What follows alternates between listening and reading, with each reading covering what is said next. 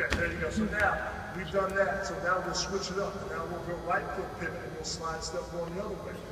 So take the ball off the chair here, right foot pivot, elevate up and down in the same spot.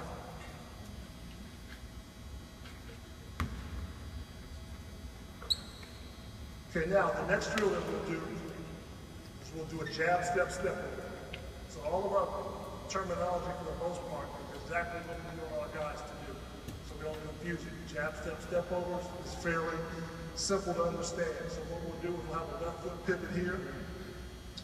This time we'll take the chair, take the ball off the chair, and we're going to jab step. We're always talking to our guys about jab stepping at the goal.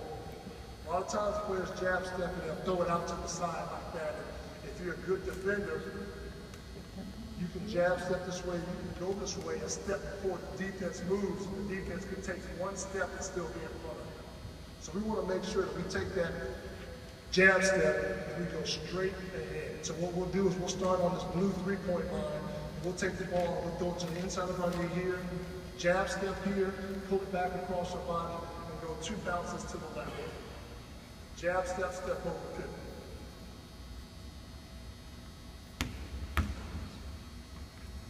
There you go, do a couple more of those. Jab step, step over pivot. Okay, now a couple things we always talk about also is making sure we keep our head up so we can see the floor. A lot of times when you have players out there, they get the basketball for whatever reason they think they're on the court by themselves.